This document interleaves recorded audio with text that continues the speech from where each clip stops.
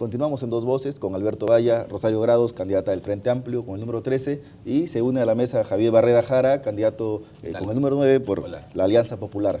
Javier, buenas noches. Buenas noches. ¿Cómo está Javier? ¿Cómo te va? Compañera, ¿cómo está usted? ¿Todo bien? Sí, hoy es un día histórico, un día que significa un día triste, en realidad no es un día de celebraciones. Hemos estado hablando con Rosario, ¿no?, de lo que significa para una juventud que llegó pues en un momento en el que la historia fue dramática, pero que tuvo a los jóvenes como protagonistas, porque en realidad fueron los jóvenes quienes prácticamente derribaron el régimen fujimorista. Javier, tú que sabemos tienes un trabajo consecuente con el tema de juventudes, tú has sido viceministro además, ¿qué impresión tienes frente a estos 24 años post-autogolpe de Fujimori? Creo que el golpe de Estado no fue un producto, Alberto, Harold, de una obstrucción de la oposición en el Congreso de la República.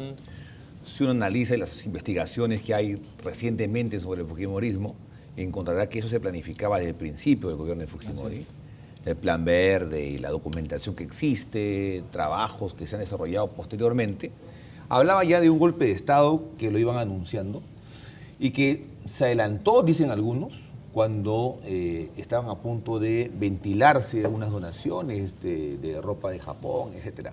Pero creo que fue nefasto para la democracia, porque inaugura en el país un tipo de cultura política de la compra de congresistas, del secuestro del Poder Judicial, de la compra de dueños de medios de comunicación. Fueron muy pocas personas las que además plantearon una oposición abierta contra el golpe de Estado. Recordemos que en ese entonces Ricardo Belmont era alcalde de Lima y sufrió el cargamontón de la dictadura fujimorista en la obstrucción de su gestión. Pero yo sí quiero decir algo, ¿no?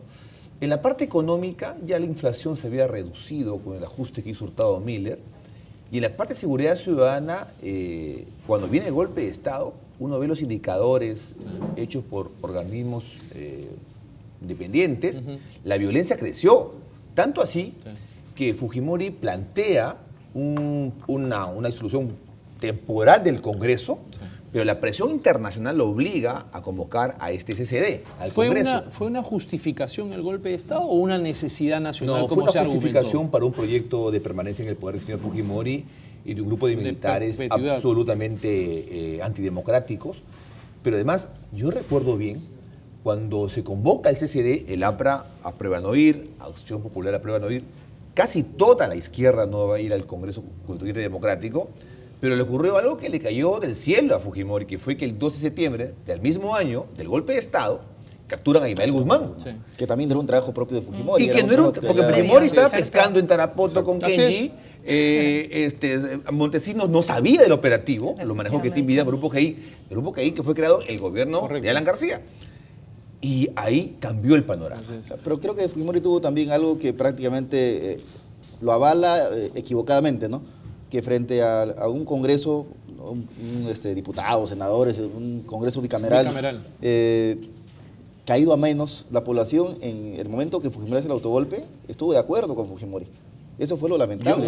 Yo creo que ahí hay que revisar alguna información posterior al golpe de Estado. Claro, al día siguiente salió los encuestadores, como siempre, a decir que el 80% apoyaba el golpe de Estado.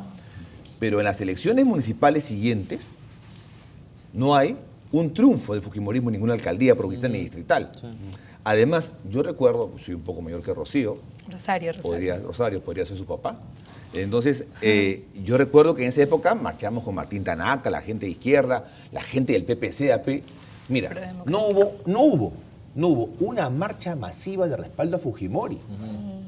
Y al contrario, había marchas en las regiones y el referéndum, Harold, Alberto, que hubo para la Constitución entre el sí y el no, el sí gana, pero por ajustadamente. Entonces, el apoyo al fujimorismo sí se da en el 95, en la elección, pero antes hay una resistencia cívica importante.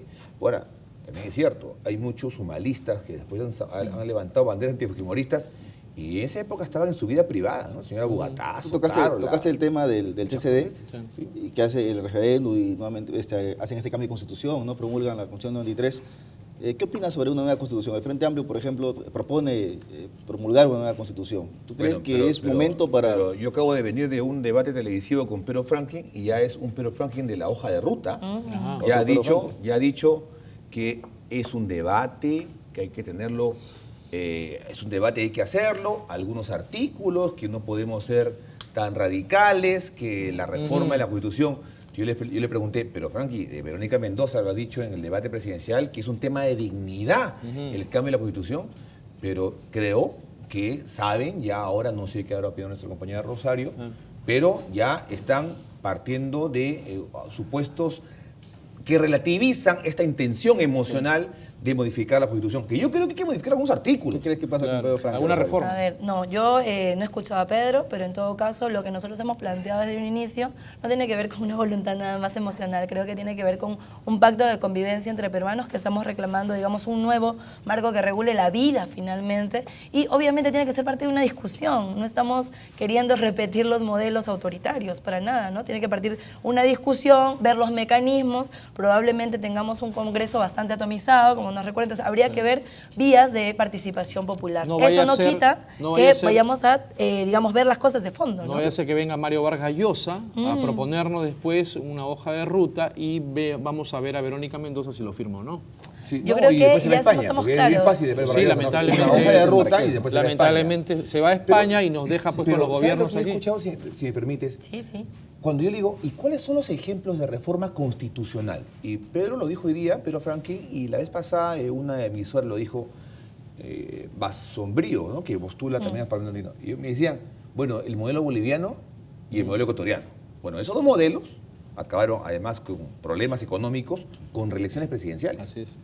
Ojo con esos temas. Siempre En realidad hay las varios, reformas ¿no? constitucionales. Varios ¿Cuál es el modelos, otro? ¿no? Por ejemplo, también estamos viendo reformas de otros países, por ejemplo, ¿Pero ¿no? O sea, cuáles? por ejemplo, están los procesos que se han hecho para discutir las uruguayas. No se ha hecho una reforma profunda de eso, pero hay un Pero son proceso de reformas discusión. parciales, que pero nadie todo niega las reformas está parciales. bien, pero Pero estamos haciendo una plantear como un primer paso, discusión. como un primer paso. Discusión. Lo que pasa es que Reformo la Constitución hay porque un así San puede dar Benito empleo, de puede dar inversión. aquí y aquí. Sobre podemos- otros no podemos esquemas, hacer ¿no? algún- O sea, no hay Para discusión. promover una nueva constitución tiene que haber una asamblea constituyente. O sea, el Frente Amplio va a convocar a una asamblea Definitivamente. constituyente. Bueno, ¿Cuánto demanda en hacer una principio asamblea estamos constituyente? queriendo ¿Cuánto proponer, cuesta hay hacer una que asamblea constituyente? pensarlo, ¿no es cierto? ¿Es Una de las necesario una asamblea propuestas es el constituyente? tema de referéndum. El país- Sabemos que va a pasar por el Congreso, hay que comenzar un debate nacional. Creemos que es vital la participación de la gente, algo que nos Pero ¿es caracteriza, es asamblea vital. constituyente lo que plantean o un referéndum? ¿Qué plantean? Estamos planteando, primero, hay que llegar al 10 y ver cómo se conforma ese Congreso. Nosotros estamos claros en que hay que transformar la Constitución que tenemos, porque no nos sirve como instrumento para la vida. Hay que plantearlo así directamente, la vida de la gente, ¿no? El tema de estabilidad laboral es un tema sumamente importante. Pero que la O puedes sea, regular la- sin con modificar algunas la bueno, enmiendas habría que ver, algunas habría que ver, enmiendas habría se que ver, pueden habría que hacer. ver. Por ejemplo, en Podemos el comenzar, artículo podemos 70 comenzar de la así. Constitución, por ejemplo, que le hemos planteado como una modificación que hay que hacerle en el plan de gobierno de Alianza Popular, es porque tú no puedes titular por lo menos 900.000 familias pobres de todas las periferias de las ciudades de Lima que viven en terrenos, entre comillas, privados, 30, 40, 50 años, que nunca van a salir. Ya se edificó ahí, incluso tienen agua potable y luz, pero por el tema de las condiciones de expropiación que pone el artículo 70 de la Constitución, tú no puedes titular. Entonces, ahí hay que hacer una modificación. Pero cosas Creo que es una puntuales. propuesta de Alianza Popular, Claro, ¿verdad? son una cosa, y también En debatir realidad el tema tenemos que del subsuelo. debatirnos, El tema del ¿cierto? subsuelo es un tema... Pero mira, yo he revisado, Recursos, ¿no? el capítulo económico de la Constitución. A mí no me gusta Fujimori, además, cuando hubo el golpe de Estado, el único partido tomado realmente fue el LAPRA. Y el único alcalde que se opuso a Fujimori fue Belmo. Así es, y además persona el no único grata, además. expresidente que fue... Que dicho sea de paso, invadió su casa fue Alan García, que le sí, dijo que dicho sea de paso, hoy día Ricardo Belmo va a hacer una edición especial de Habla del Pueblo. Hay un tema simpático que va a ser David contra Goliat. Acá somos un canal positivo, un canal que cree que se puede revertir todavía la tendencia que te marca la encuestocracia. Nosotros no creemos en las encuestas. Este es un canal independiente y yo por eso les agradezco, ¿no?, Juan Alberto, de que aquí hay libertad para transmitir ideas y debatirlas. Se trata de eso. Absolutamente.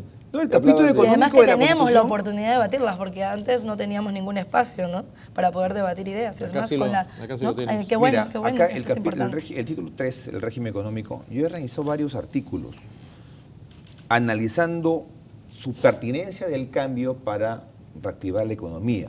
Tú lo lees, y tú puedes reactivar la economía sin modificar este capítulo. Entonces, creo que hay mucha emoción en el tema. y poca concreción de políticas o medidas concretas sobre qué modifico para llegar a qué.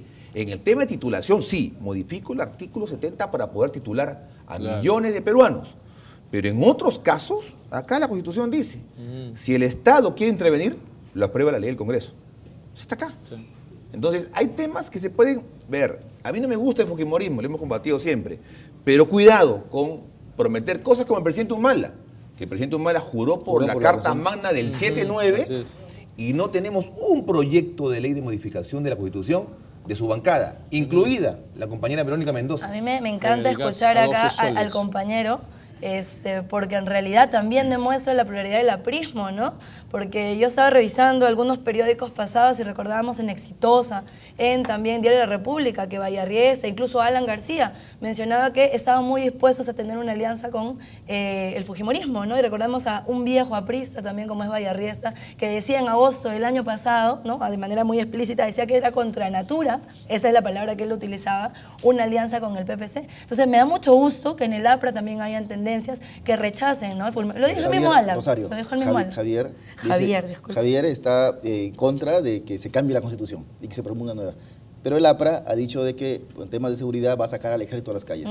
¿Estás tú de acuerdo con que se saque al ejército a las calles? Consideramos que tiene que fortalecerse la relación democrática. Mira, los institutos armados, que son básicamente 3, ¿no es cierto? El ejército, la FAB y la Marina, tienen funciones de defensa nacional y protección de la soberanía. Nosotros tenemos una Policía Nacional que es la encargada de eso, de regular la seguridad ciudadana. Entonces hay que comenzar a entender la seguridad ciudadana de manera integral, no de manera populista, ¿no? No podemos sacar a las Fuerzas Armadas a la calle para con eso decirle a la gente ahora sí vas a tener seguridad. Nosotros entendemos la seguridad ciudadana como una cuestión de 3 pilares principalmente, ¿no? Reforma total del sistema de justicia, la reforma de la Policía Nacional y una cuestión que tiene que ver con la cotidianidad de la gente, los barrios, comenzar a trabajar en los barrios, dando la oportunidad a los chicos, ¿no? Que principalmente se encuentran en situación de riesgo. Nosotros somos muy claros en eso, ¿no? Hay que distinguir las funciones de defensa nacional ligadas a los institutos armados y las ligadas a la seguridad ciudadana, como es la policía. Como dice, pido la palabra.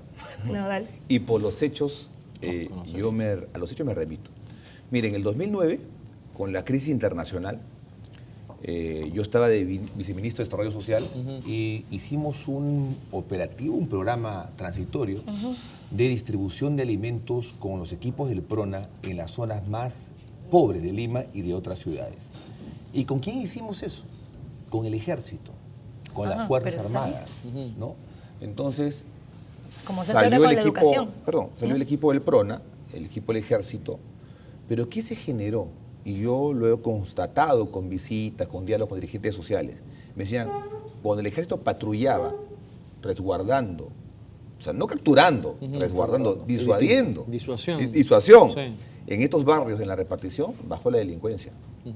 Los padres de familia dejaban de tomar porque se iban a la casa temprano porque iba a tocar el equipo del PRONA para entregar la bolsa de alimentos. Es decir, no planteamos que el ejército va a hacer investigación policial, no sé, ni seguimiento a los marcas, no. Son acciones de contención básicas importantes de por lo menos 60.000 hombres en armas que no son unos animales, no son personas que van a disparar a cualquiera.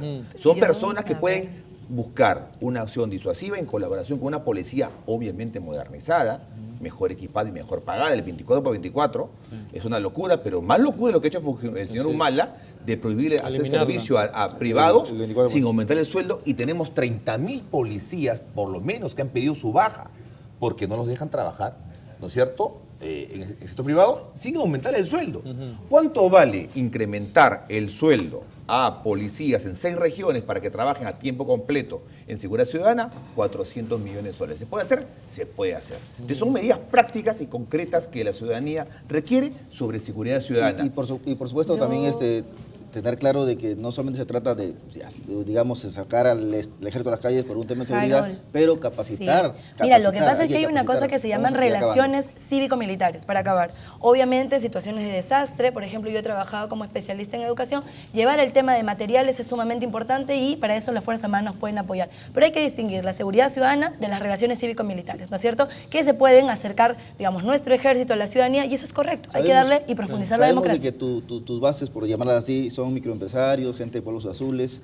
Tienes Mis también proyectos para esta Mi base es gente. la gente de los barrios, la gente joven. Yo he luchado para derogar la ley Pulpín, ¿no es cierto? Con muchos de los jóvenes. Bueno, yo particularmente como joven, principal llamada como actor Yo como político, docente ¿no? Un montón. unitario también. Y un montón, ¿no? Participé en el movimiento de las zonas, entonces ahí hemos estado, esa es mi gente, ahí estamos, con esa es la gente que nos apoya. Una propuesta tuya, Javier, para el Congreso de la República. 30 segundos. La modificación de la distribución electoral de Lima. Es un engaño esto de 36 congresistas que representan a todo Lima. Hay que darle a Lima Sur sus congresistas, a Lima Norte sus congresistas, Lima Este sus congresistas, Lima Central, Rima, Cercado, Breña sus congresistas. Sí. ¿Por qué? Porque tú generas mayor control ciudadano sobre el congresista. ¿Qué te dice la población? Te dicen, señor, cada 5 años viene y no regresa. Y son Una especie de regionalización municipal. descentralización Metropolitana. congresal de la línea metropolitana. Esto es urgente. Claro. El 100% Señores. de congresistas viven en Señores, dos distritos así de como Lima. en el debate la pauta malogró Oye, todo, pero yo hoy llegué también tarde, malogra la llegué tarde pauta. por el tráfico. Sí. Me La imagino. puntualidad, Gracias, la puntualidad. Rosario, Por gracias nada. Javier, Muchas gracias. Alberto. No, Gracias, Hoy Javier. a las 10 tenemos el especial de Habla el Pueblo con Muchas Ricardo gracias. Belmont Casinelli, David y Goliat. Ahora yo le doy el pase a Luis Alfonso Morey con Boca a Boca, que también tiene un programa especial y de lujo. Muchas Vamos a gracias. cortar. Hasta mañana. Lo Gracias, gracias. máximo.